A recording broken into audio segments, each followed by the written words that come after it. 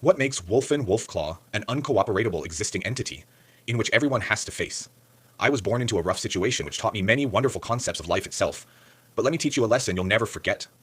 To the reader in which who is reading my post, it's not good to be feared or respected.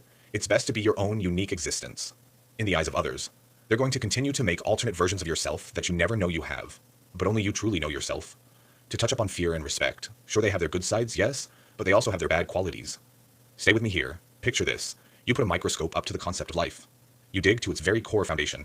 There's always two equally challenging concepts that will always challenge each other till the end of time. Love and hate.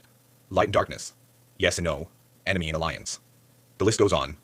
For explanational purpose, let's use love and hate. Sure, you love your significant other for their good qualities, but you also hate your significant other for their bad qualities. You don't just love them. You hate them, which causes a balance in simply letting it be.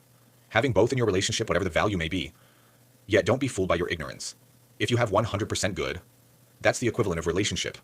Having just one is an imbalance. Now in my own behalf, I want love, but I also want hate. Love makes me feel welcome to accepted. Hate helps me feel motivated to not give up. Everything I do and say is never me choosing a side. It's simply me choosing to claim immunity from being on either while still being in the existing conflicting logic that I dare live among. Dare point out that's a dangerous thing. It shows I'm never to choose a side and rebel against the other. I walk the in-between line of both parties. Despite circumstance or reputation, yet set restrictions as to how both sides can interact with me, whether said entity like it or not. That shows that I am defiant and will not comply or fully rely on others. I will always first rely on myself. Relying on others as the first support pole is a dangerous game and they can crumble whenever they like, and I may never recover easily. This post alone shows self-awareness and my ability to deep think my own position and realize where I am different, where I always choose to be the uncomplying singularity in every problem. This post alone speaks no light as stated actions speak louder than words. Yet this is me taking the time to make the post, then making the action to publish it without caring of other conflicting, non-conflicting social opinions. This post is to teach people, but is also a symbol. A symbol in its own is nothing. Yes, but with enough people, a symbol can change the world. Government is a symbol, and many people sit under it that change the world. So yes, I as a symbol, by putting my print, my mark on life can change the course of things if I gain enough strength to influence many. This post is not just to teach, but is also a symbol.